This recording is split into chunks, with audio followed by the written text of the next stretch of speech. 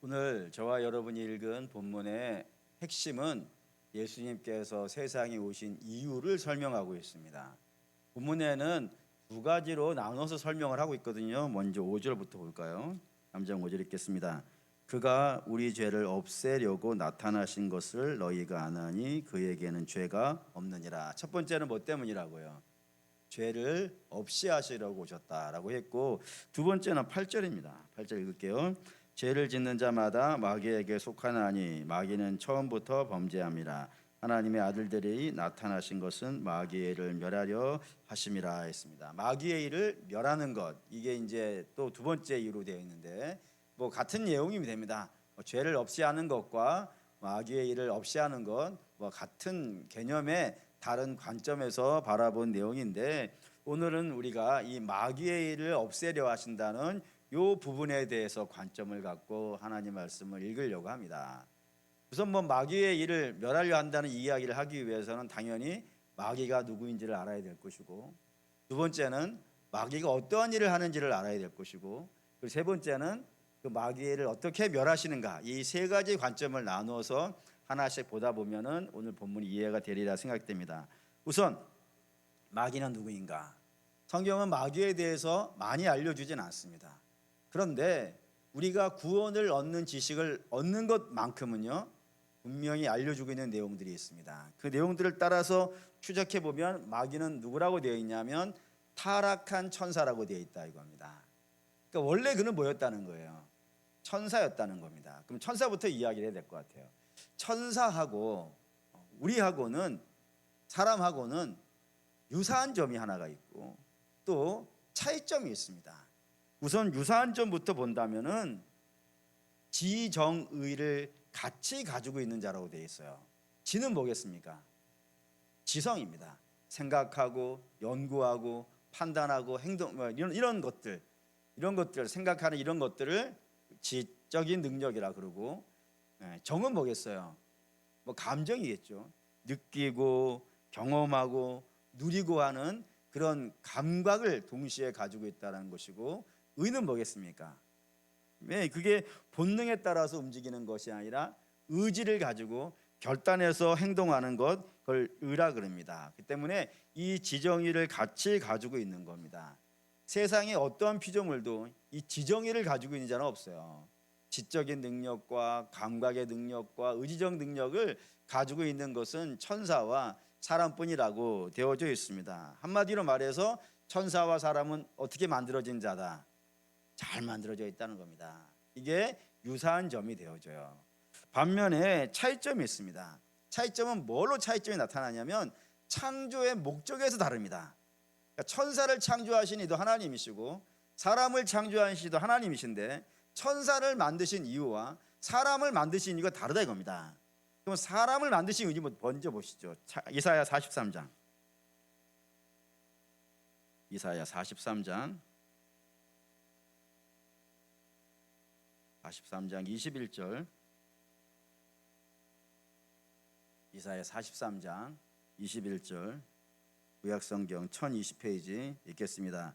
이 백성은 나를 위하여 지었나니 나를 찬송하게 하려 함이라. 나의 찬송을 부르게 하려며 나를 노래하게 하기 위해서 불렀다, 지었다라고 되어져 있는데, 여기에서 찬송이라는 것을 단순히 노래 정도로 이해하시면 안 됩니다. 뭐가 가장 적합한 표현일까 생각해 보니까 얻어진 답이 아가서입니다. 아가서는 뭐죠? 아름다운 노래입니다. 노래예요. 근데 이 노래가 어떤 노래예요? 왕과 술람미 여인이 서로 사랑하는 노래예요. 그거를 우리는 금요일 밤에 뭐라고 말씀을 드렸냐면 교회와 그리스도의 사랑 노래라고 했다 이겁니다. 다시 말해서 하나님 이 백성으로 하여금 나를 노래하려고 하는 것은 단순히 무슨 그냥 노래 정도 부르는 것이 아니라 하나님과 이 백성 사이가 어떠한 관계로 묶이기를 원하신다고요? 사랑의 관계로. 하나님도 사랑의 노래를 부르고 그 백성들도 하나님을 사랑하는 노래를 부르고, 서로 사랑하는 노래를 부르며 살아가는 사랑의 관계로 지어놓은 것이 이 사람이라 이겁니다. 그렇기 때문에 사람이 가장 잘 사는 건 뭐겠어요, 여러분? 사람이 가장 잘 사는 거는 큰 집을 짓고 유명한 사람이 되고가 아니라 하나님하고 사랑하고 사는 거예요, 여러분. 그게 가장 잘 사는 거예요. 그게 창조의 목적이니까. 반면에 그러면 천사는 어떤 목적을 가지고 있겠어요? 똑같은 사람과 같은 지적인 능력과 의지적인 능력과 감정적인 그런 능력을 똑같이 가지고 있는데 사람은 하나님과의 사랑하는 관계로 만드셨다가 있고 반면에 천사는 무엇을 위해서 천사를 만드셨을까요? 예, 그게 히브리서 1장 7절. 히브리서 1장 7절. 신약성경 353페이지 1장 7절 읽겠습니다. 또 천사들에 관하여는 그는 그의 천사들을 바람으로 그의 사역자들을 불꽃으로 삼으셨느니라. 천사는 왜 만드셨냐면 일을 시키려고 만드셨다 이겁니다. 그래서 천사는 일을 오지게 잘합니다. 그렇죠? 어마어마하게 잘합니다. 천사는 날개를 4개나 6개를 가지고 있어요. 위에 2개, 가운데 2개, 밑에 2개. 그래서 날개를 6개를 가지고 있고 날개 2개만 갖고 날라도 얼마나 멋지게 날라요. 6개가 있으니까요. 뭐 시간과 공간을 막 넘나드는 것 아니겠어요.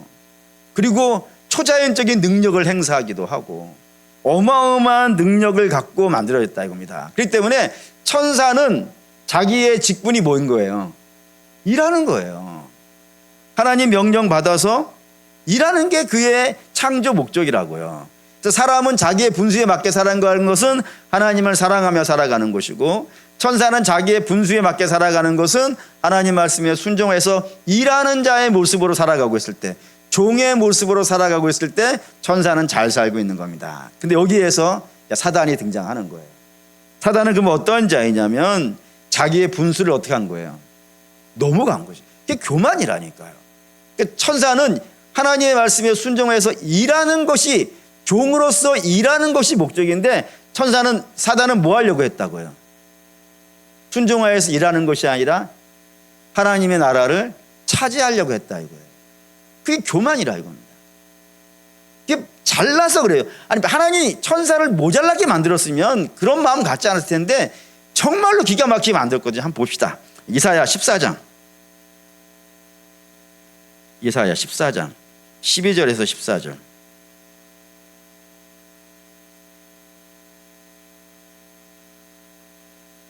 (12절에서 14절) 읽겠습니다. 너 아침의 아들 계명성이여 어찌 그리 하늘에서 떨어졌으며 너 열국을 없는 자여 어찌 그리 땅에 찍혔는고 내가 내 마음에 이르기를 내가 하늘에 올라 하나님의 뭇별 위에 내 자리를 높이리라. 내가 북극 지폐의 산 위에 앉으리라. 가장 높은 구름이 올라가 가장 높은 이와 같이 다지리라 하는도다. 예. 그 종으로 불림받았단 말이에요.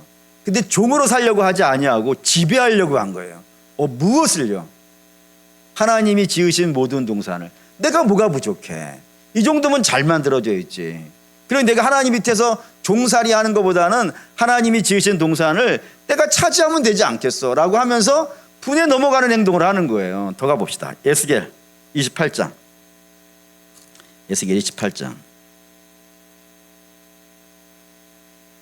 12절에서 17절.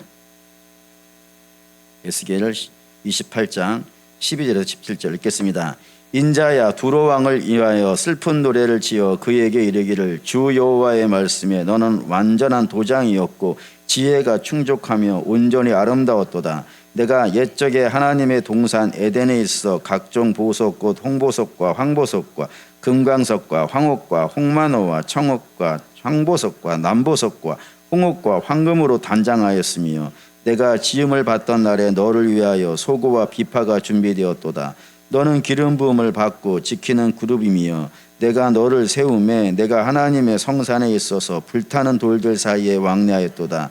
내가 지음을 받던 날로부터 내 모든 길에 완전하더니 마침내 내게서 불의가 드러났도다. 내 무역이 많음으로 내 가운데 강포가 가득하여 내가 범죄하였도다. 너 지키는 그룹아, 그러므로 내가 너를 더럽게 여겨 하나님의 산에서 쫓아내고 불타는 돌들 사이에서 멸하였도다. 내가 아름다움으로 마음이 교만하였으며 내가 영화로움으로 내 지혜를 더럽혔으며 내가 너를 땅에 던져 왕들 앞에 두어 그들의 구경거리가 되게 하였도다. 여기도 타락한 천사 마귀의 모습을 아름다웠다. 완전한 도장이었다. 하나님께서 그를 엄청나게 잘 지으셨고 그가 나던 날에 얼마나 많은 영광과 찬송이 부어졌는지 그 일일이 기록하고 있단 말입니다. 그 정도로 잘 만들어진 존재라고요. 그러면 그게 잘 만들어진 이유는 뭐겠어요? 하나님에게 잘 충성하라고, 순종해서 하나님의 뜻에 따라 살려고 그렇게 지어져 있는 존재인데, 그것에 만족하지 아니하고 내가 하나님의 동산을 차지하리라 라고 하는 그런 교만한 마음에 들어서 하나님 나라에서 반란을 일으켰다 이거예요. 반란을 일으켰기 때문에 그거 어떻게 된 거예요? 쫓겨난 겁니다. 쫓겨난 장면 봅시다. 요한계시록 12장 7절, 12장 7절에서 8절. 요한계시록 12장 7절에서 8절 읽겠습니다. 하늘에 전쟁이 있으니 미가엘과 그의 사자들이 용과 더불어 싸울세. 용과 그의 사자들도 싸우나 이기지 못하여 다시 하늘에서 그들이 있을 곳을 얻지 못한지라 라고 하면서 하늘의 큰 전쟁 이야기를 하고 있다니까요. 그래서 악한 천사, 타락한 천사들과 미가엘 천사장이 싸워서 이기지 못하고 저들이 쫓겨나서 이 땅에 떨어졌다라고 되어 있단 말입니다. 떨어져서 어떤 모습으로 있냐? 17절, 12장 17절 읽겠습니다. 용이 여자에게 분노하여 돌아가서 그의 여자의 남은 자손 곧 하늘의 계명을 지키며 예수의 증거를 가진 자들과 더불어 싸우려고 바다 모래 위에 서 있더라 라고 해서 분노라는 단어를 써놨단 말이에요. 그가 교만하여서 하늘을 차지하려고 했는데 하나님께 반란을 일으켰는데 반란을 성공하지 못하고 쫓겨나가지고 그의 마음에 뭐가 생겼다고요? 분노가 생겼다고요. 그래서 그 분노를 가지고 그가 가진 소원이 하나가 있는 겁니다. 그 소원 뭐겠어요? 복수지. 누구에게 대해서 복수하는 거겠어요? 하나님에 대해서 복수하는 거예요. 그러면 하나님에 대해서 복수할 수 있는 사단의 입장에서 하나님에게 복수할 수 있는 방법은 뭐겠어요? 하나님과 싸울 수 있겠습니까? 없겠습니까? 못 싸우지. 이미 하나님만이 아니라 하나님이 지으신 미가엘 천사장하고 싸워도 쫓겨나는 판인데 하나님하고 어떻게 싸워서 복수를 하겠어요? 그러니 사단이 하나님 나라에 복수할 수 있는 방법이 있다면 그 방법이 뭐겠어요? 하나님이 가장 아끼는 자를 무너뜨리면 되잖아요. 하나님이 가장 아끼는 자를, 세상의 모든 것들을 갖다 버려도 아깝지 않은, 하나님이 가장 귀하게 여기는, 하나님의 형상을 가지고 있는 그 사람들을 타락시켜버리면 되는 거예요. 타락시켜가지고 하나님의 원수가 되게 하면은, 하나님의 사랑을 분노로 바꿔버릴 수 있다면은 이 세계는 무너질 것이고, 그러면 그 하나님에게서 떨어져 나온 것들은 다 뭐가 되겠어요? 자기의 것이 되는 것 아니겠어요? 그러니 사단은 이 방법을 택한 겁니다.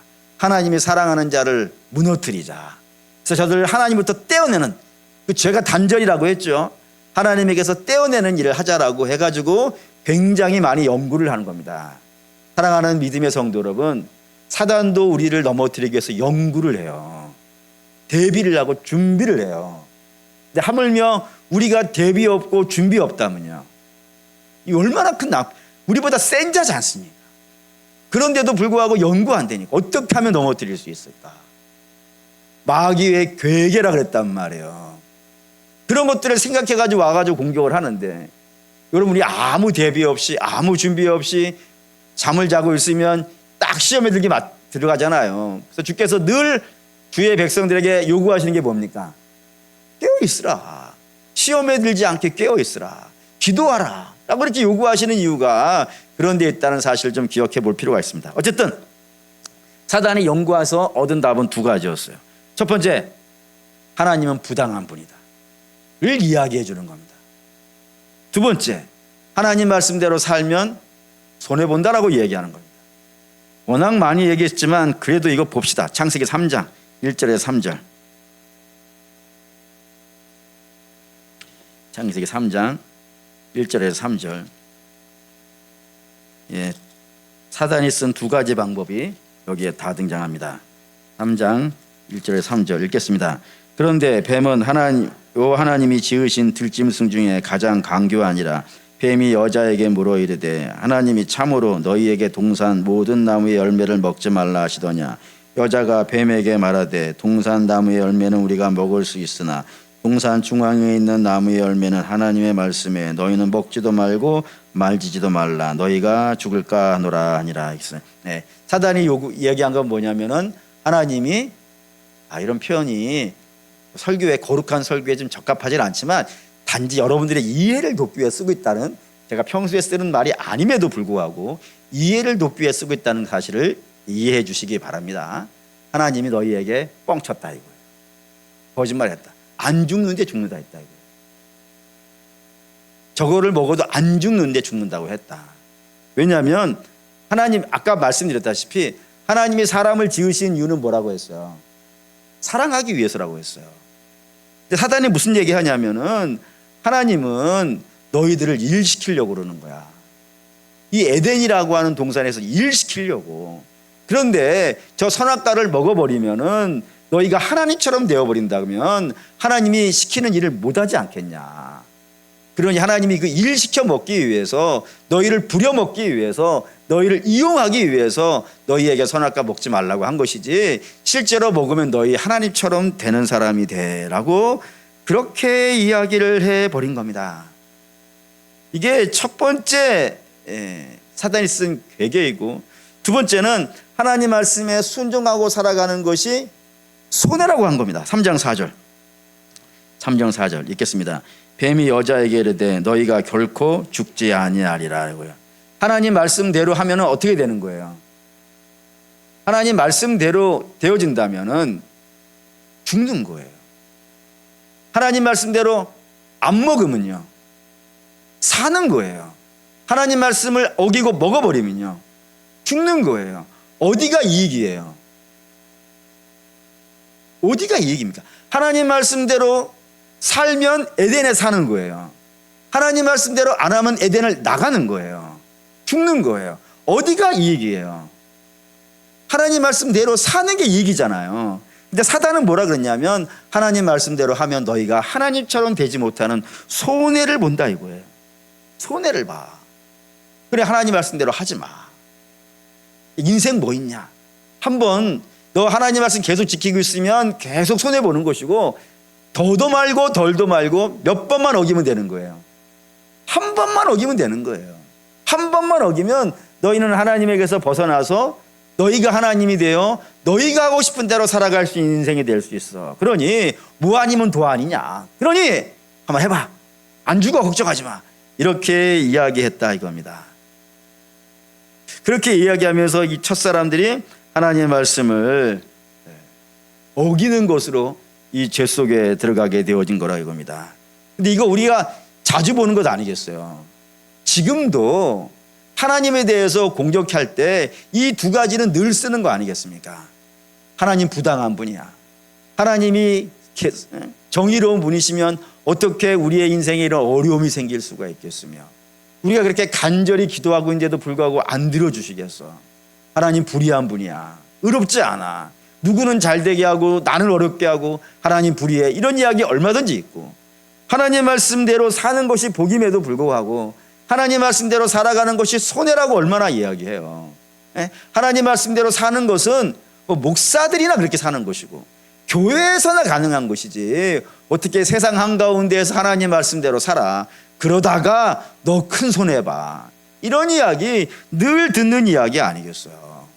그러니까 하나님 부당한 분이라는 것과 하나님 말씀대로 손해 따른 살며 손해본다는 이런 말에 첫사람들이 넘어가서 선악과를 먹었고, 선악과를 먹은 결과 저들은 하나님이 됐다, 죽었다 이거.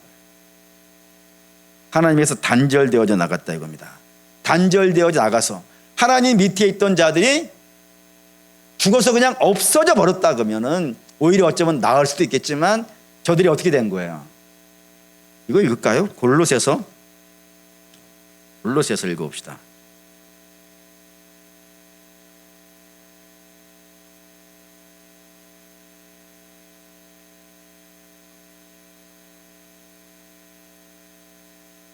에...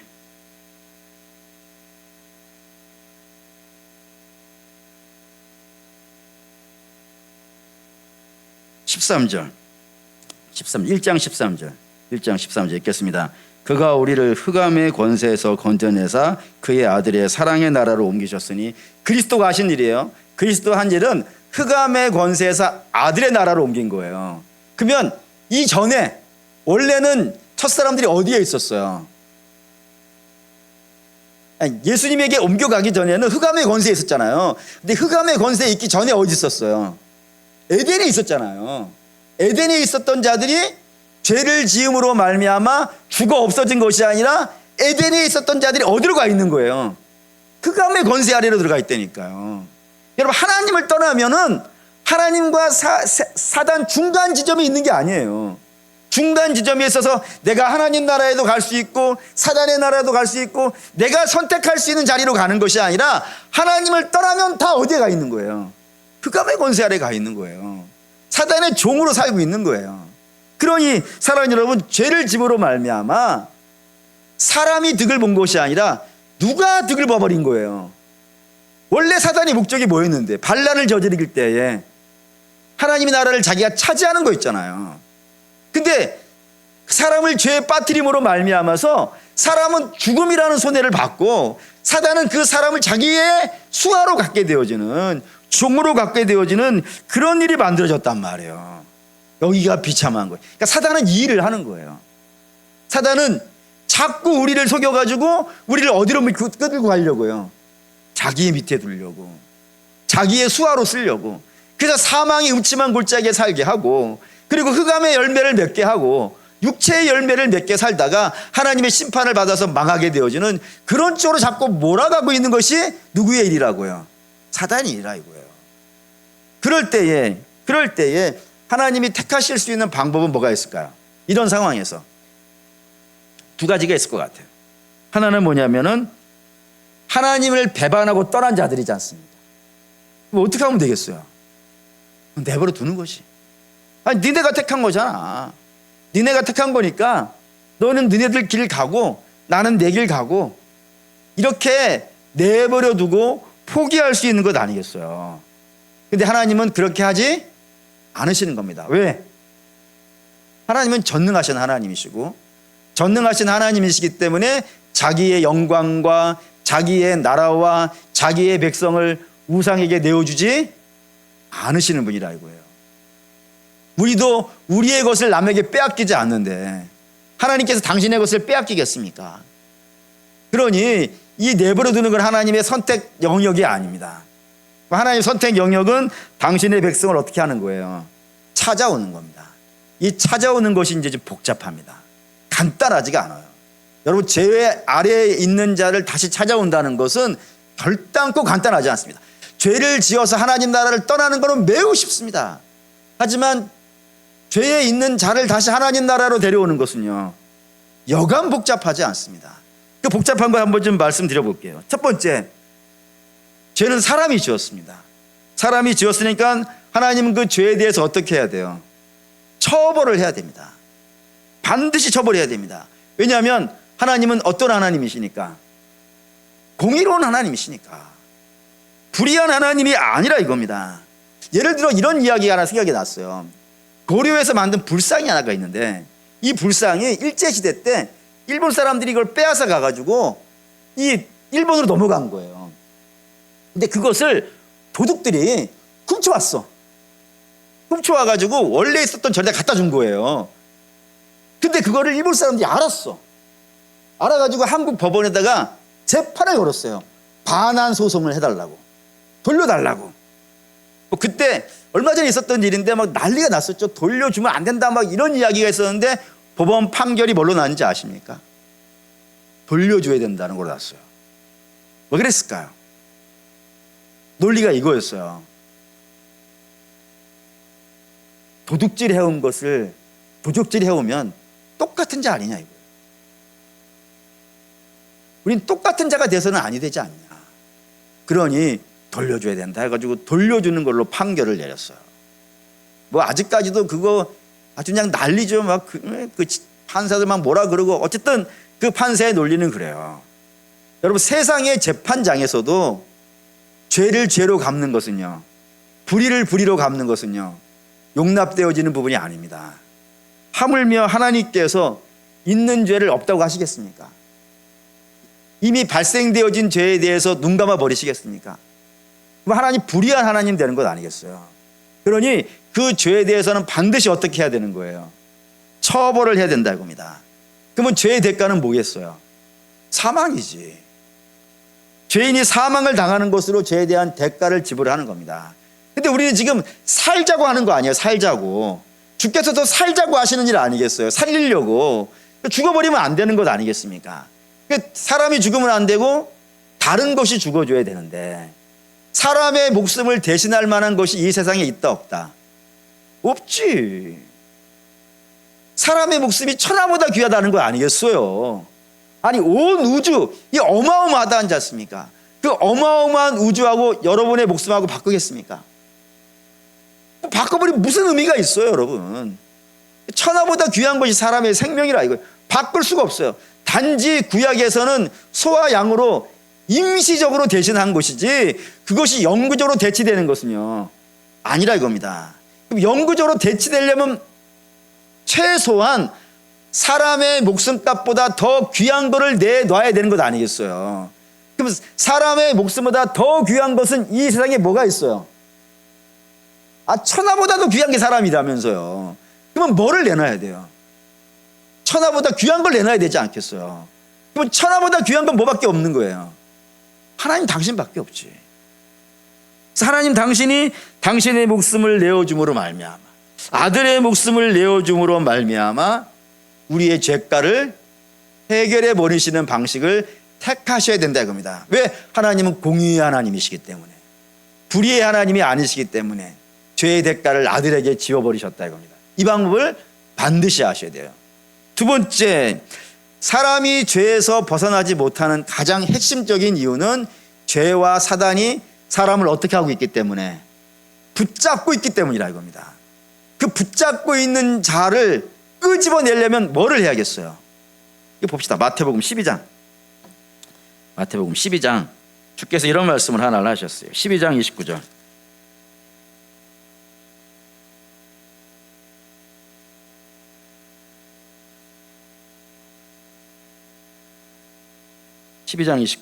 읽겠습니다. 사람이 먼저 강한 자를 결박하지 않고서 어떻게 그 강한 자의 집에 들어가 그 세간을 강탈하겠느냐? 강탈한 후에야 그 집을 강탈하리라 했습니다.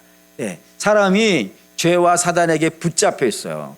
그 붙잡혀 있는 사람을 건져내려면은 하나님께서 어떻게 하셔야 되는 거예요? 그 집에 쳐들어가야 되는 거예요. 쳐들어가서 그 죄와 사단을 결박해야 된다니까요. 결박해야 비로소 그 붙잡혀 있는 자들을 끄집어낼 수 있다 이겁니다. 그래서 그 죄와 사단을 심판하기 위해서 주께서 어떻게 하시는 거예요? 죽으시는 거예요. 죽으심으로 그들의 집에 쳐들어가는 거예요. 쳐들어가서 그 보혈로 그 쇠사슬을 끊어내시고 그 사망에 당신을 내어줬다가 그 사망에서 당신이 어떻게 하는 거예요? 부활하심으로 말미암아 사단의 죄와 사단의 그 결박을 풀어버리시는 방식을 쓰셨다 이겁니다. 주께서 이 일을 하셔야 되는 거예요. 그러니까 주께서 죽으시는 것은 힘이 없어서 죽은 것이 아니고, 강한 자에게 당신의 목숨을 빼앗기는 것이 아니라 그 죄와 사단을 심판하고 그 심판을 통해서 부활하시기 위하여서 이 죽으신 것이지, 결코 그 죽음이 약한 자의 죽음이 아니라는 사실을 기억하실 필요가 있더라 이겁니다. 세 번째, 사람을 구원하시기 위해서 이 두 가지는 필수인 거예요. 필수. 죄를 결박해야 되고요, 그리고 사단을 진멸해야 돼요. 그런데 이것만을 해가지고는 좀 부족한 부분이 발생이 되어져요. 왜냐? 사람이 죄에 빠진 이유는 뭐 때문이에요? 하나님이 불의하다고 느끼기 때문이고, 또 하나는 하나님의 말씀에 손해본다라고 하는 것 때문에 그래요. 이 두 가지를 해결해 줘야 돼요. 그래야 앞으로 다시 하나님이 부당하다는 이야기를 하는 자가 나타난다든가, 하나님의 말씀이 믿는 대로 살면 손해본다는 이야기가 혹시 다시 한다 하더라도 말도 안 되는 소리라고 끊어낼 수 있어야 될 것 아니겠어요? 그래서 이 두 가지를 주께서 이참에 똑같은 방식이에요. 십자가라고 하는 방식인데 똑같은 이야기를 다른 관점에서 이야기를 한다라 이겁니다. 첫 번째는 하나님 부당하지 않다는 사실이에요. 하나님 부당하지 않다는 사실을 뭘로 증명하시냐면은 십자가로 증명하신다 이겁니다. 십자가로 증명한다는 것이 무엇이냐면, 하나님께서 우리의 죄를 아들의 어깨 위에 지우신 거예요. 그리고 아들을 때리시는 거예요. 그때 때리실 때 아들에게 화살을 쏘실 때 여러분 어떠한 모습으로 내리치셨는지 아십니까? 어떠한 모습으로 내리치셨냐면은 이보다 더 무서운 모습이 없어요. 예수님이 지은 죄가 아니라니까요. 우리가 지은 죄인데 그 죄를 아들에게 짊어지시고 아들을 때리시는데 어마어마한 거예요. 무엇을 보면 어마어마하다는 사실을 아냐면은 주께서 십자가에 달려 죽으실 때 외쳤던 비명이 하나가 있습니다. 그 비명이 뭐죠? 엘리 엘리 레바 사박다니에요. 여러분, 나의 하나님 어찌하여 나를 버리시나이까? 이거는 비명이에요. 이 비명이 얼마나 큰 비명인지 여러분 좀 생각해 보실 필요가 있어요. 이 비명은 어떤 느낌이냐 것이냐면은 예수님이 매를 맞고 십자가에 달려 죽는 것이 고통스럽고 아파서 그랬을까요?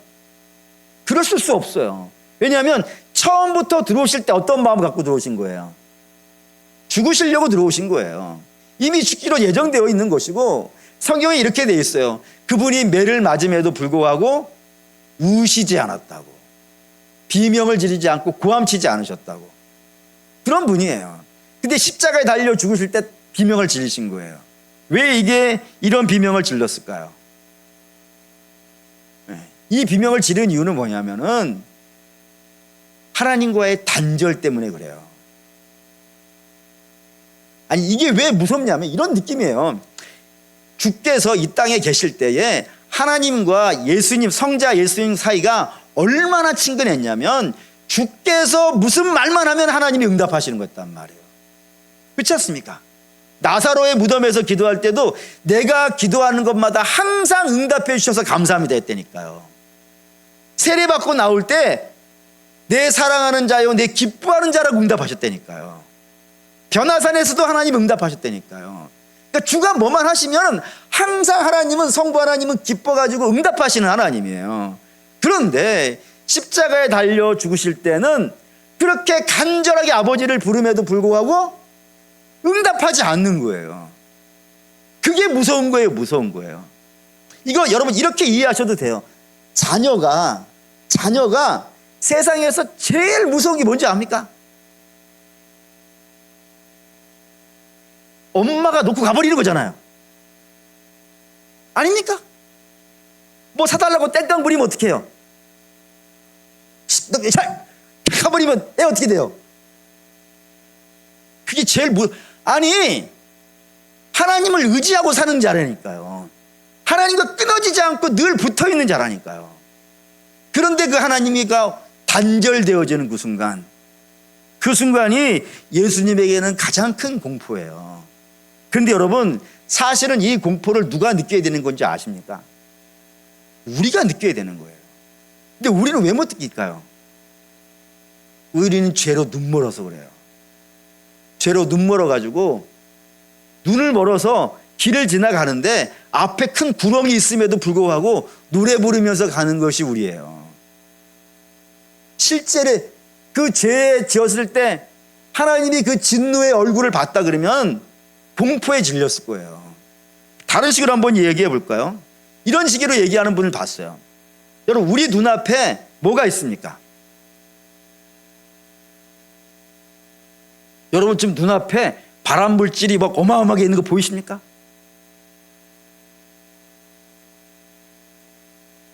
여기 코로나 여기 있는 거 보이세요? 여러분 그 오른쪽 옆에 12시 방향에 코로나 있어요. 독감 바이러스도 옆에 있는 것 같은데요? 그러면 그걸 우리가 현미경으로 다 본다라고 한번 생각해 보세요. 그러면 숨 쉬겠습니까? 못 쉬겠습니까? 못 쉬지. 근데 우리가 심호흡을 할 수 있는 일은 뭐겠어요? 안 보이니까 그래, 안 보이니까. 우리가 왜 죄를 짓는 거예요? 하나님이 안 보여. 우리 주님은 하나님이 보이는 분이란 말이에요. 그 외면이, 그 죄에 대해서 분노하심이 당신이 지은 죄도 아니라니까요. 우리가 지은 죄를 그의 어깨에 올려놓은 것만으로도 하나님이 그를 외면해 버리신단 말이에요. 그건 무서움이란 말이에요. 그게 하나님이 정의로워서 그래요. 너무 정의롭기 때문에 작은 죄마저도 용납하지 않으시는 거예요. 근데 우리는 그게 안 보이는 거예요. 근데 우리는 그 안 보이는 하나님의 진노를 뭐를 통해서 볼 수 있는 거예요? 아들이 달려있는 십자가를 통해서 본단 말이에요. 그게 하나님의 정의로움이에요. 하나님 정의로움이 안 보이니까, 우리가 죄로 눈멀어서 정의로움이 안 보이니까 하나님의 아들을 징벌하심으로 하나님이 얼마나 죄에 대해서 진노하고 있는지를 보여주시는 거라 이겁니다. 그러니 죄질 생각하지 마 라는 것이 되겠죠. 뿐만 아니라 하나님 말씀대로 살아가는 것, 손해본다는 것 자꾸 사단이 이야기하는 건데, 사실 우리가 살고 있는 이 세상은 죄로 오염되어져 있는 세상입니다. 그래서 믿음으로 이 땅을 살아가는 것이요, 하나님 말씀대로 살아가는 것이요, 절대로 쉽다고 말씀드릴 수는 없어요. 참 어려운 부분들이 있습니다. 근데 어려운 부분임에도 불구하고 성경은 하나님은 하나님 말씀대로 살라 한단 말입니다. 왜냐하면 그게 손해가 되는 것이 아니기 때문이라는 거예요. 이걸 구약은 이런 식으로 표현해요. 다윗이 내가 사망의 음침한 골짜기를 가는 거예요. 왜 사망의 음침한 골짜기? 아무도 가고 싶지 않단 말입니다. 아무도 가고 싶지 않은데 그 길을 가는 이유는 뭐예요? 목자가 가시니까. 목자를 따라가는 거 아니겠어요? 근데 그렇게 가는 이유가 뭐예요? 그 목자는 푸른 풀밭과 쉴만한 물가를 아는 분이고, 그분을 따라가는 것이 결국에는 푸른 풀밭과 쉴만한 물가에 도착한다는 믿음의 고백 때문에 가는 것 아니겠어요? 그러니까 잠깐은 지나가는 일이 힘들고 어려울 수 있지만 하나님 말씀대로 살아가는 것이 결국에는요 승리가 된다 이겁니다. 주께서 이런 말씀도 하셨어요. 하나님 말씀대로 살아가는 것이 얼마나 훌륭하냐면은 인생에는 탕류가 오는 날이 있어요. 창수가 일어나는 일이 있어요. 그때 무너지는 자들이 있고 무너지지 않는 자들이 있는데, 무너지지 않는 자는 그 기초를 어디다 쌓았다고요? 하나님 말씀에 쌓았다 이거예요. 그 무너지지 않는다 이거예요. 창수가 있다니까요. 탕류도 있다니까요. 어마어마한 어려움들이 있어요. 그런데도 불구하고 무너지지 않는 인생들의 공통적인 특징은 하나님의 말씀이라는 걸 붙잡고 살아간 자들이라 이겁니다. 그 결국에 가장 핵심적인 하나님 말씀대로 살아가는 것이 가장 영광스러운 것이라는 핵심적인 증거는 예수님의 무덤입니다. 예수님의 무덤은 누가 들어가 있는 무덤이에요? 예수님이 들어가 있는 무덤이에요.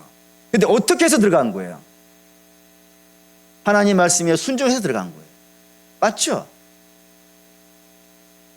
여러분, 믿음으로 살아가는 것, 때로 무덤에 들어가는 것만큼 힘들고 어려울 수 있어요. 사람들이 그 무덤에 들어가는 예수님을 보고 손가락질 했겠지.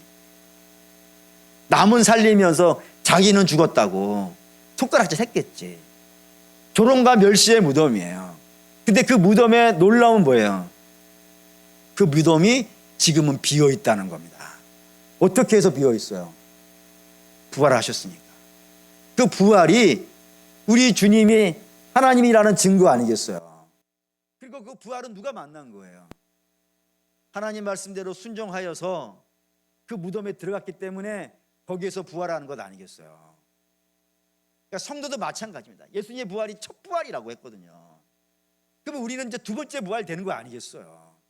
그러면은 우리도 믿음으로 살다가, 말씀으로 살다가 이 땅에서 조롱도 받을 수 있고 멸시도 받을 수 있고 때로는 죽은 것처럼 누워있을 수도 있을 거예요. 하지만 우리 주님이 살아있는 이상 우리도 어떻게 되겠어요? 부활할 거예요. 언제? 성경은 3일이라는 단어를 썼다는 사실을 늘 주목해 주세요. 3일은 하루와 7일의 중간이에요. 7일은 뭐죠? 창조의 날이에요. 그리고 하루는 뭐 그야말로 찰나의 하루예요. 그러니 창조의 7일이니까 완전수니까 완전한 날보다는 짧겠죠. 그렇지만 하루보다는요 길어요. 그러니 내 생각대로 내가 원하는 시점에 내 바람대로 되지 않았다고 해가지고 낙심하지 마십시오. 이제 하루가 지났을 뿐입니다. 하지만 결국에는 7일이 하루에서 3일이 가까워요. 3일에서 7일이 가까워요. 고맙지 않습니까? 주께서 5일째 부활하지 아니하시고 3일째 부활해 주신 것이 얼마나 고마운 일이에요. 그러니 인내할 수 있어요. 하나님께서 그 인내하는 시간을 너무너무 길게 했다 그러면은 우리 중에 누구도 이겨나가지 못했을 거예요. 하지만 주께서 그 나를 감해 주신 것 아니겠습니까? 그러니 사랑하는 여러분, 하나님 말씀대로 살아가는 것 쉽다고 말씀드릴 수 없습니다. 콧노래에 부르면서 갈 수 있는 길이라고 말씀드릴 수도 없습니다. 주께서 십자가 지고 가신 길인데 우리는 십자가 안 지고 갈 것 같습니까? 우리의 몫에 태워져 있는 십자가 우리에게도 있는 줄 믿습니다. 그 말씀이 우리의 십자가 때로 되죠. 힘드니까.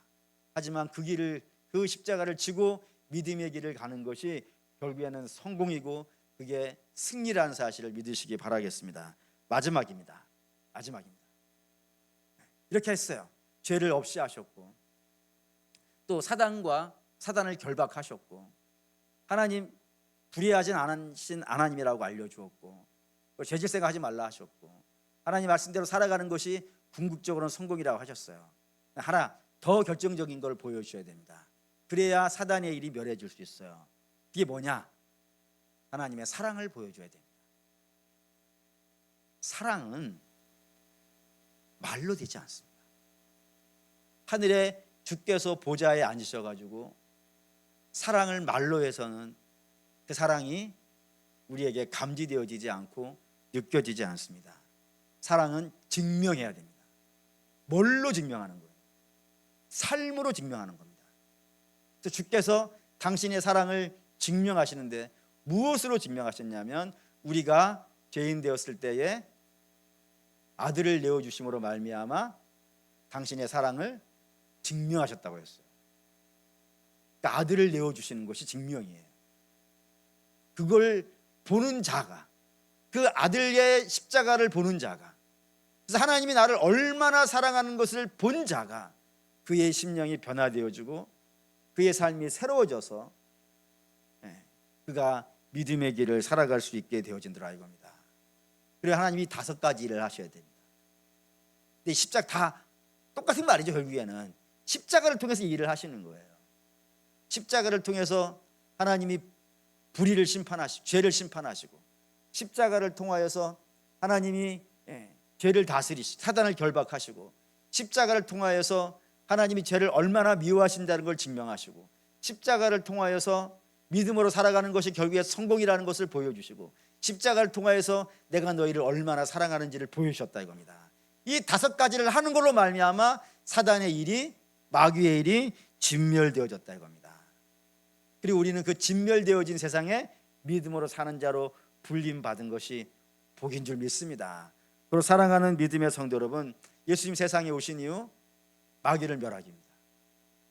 마귀를 멸하고 우리를 구원해 주시기 위함입니다. 그래서 우리는 구원받은 자라면 다시 죄 속으로 갈 수 있겠습니까? 없겠습니까? 이걸 결론을 읽읍시다. 다시 7절에서 9절 읽겠습니다. 요한 1서 3장 7절에서 9절 읽습니다. 자녀들아 아무도 너희를 미혹하지 못하게 하라. 의를 행하는 자는 그의 의로우신 바 같이 의롭고 죄를 짓는 자는 마귀에 속하여나니 마귀는 처음부터 범죄함이라. 하나님의 아들이 나타나신 것은 마귀를 멸하려 하심이라. 하나님께로부터 난 자마다 죄를 짓지 아니하나니 이는 하나님의 씨가 그의 속에 거함이라.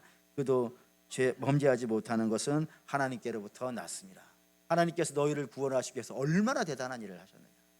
그런데 그 대단한 일을 받아 구원받은 자들이 어찌 다시 죄로 가느냐. 그럴 수 없다. 너희는 새로운 씨로 난 자이니 이제 너희는 옛날로 돌아가지 말고 믿음의 삶을 비록 힘들고 어려운 세상 한가운데 있지만 주님의 승리를 믿으면서 살라라는 것이 요한 1서가 우리에게 이야기해 주는 오늘 본문의 이야기입니다.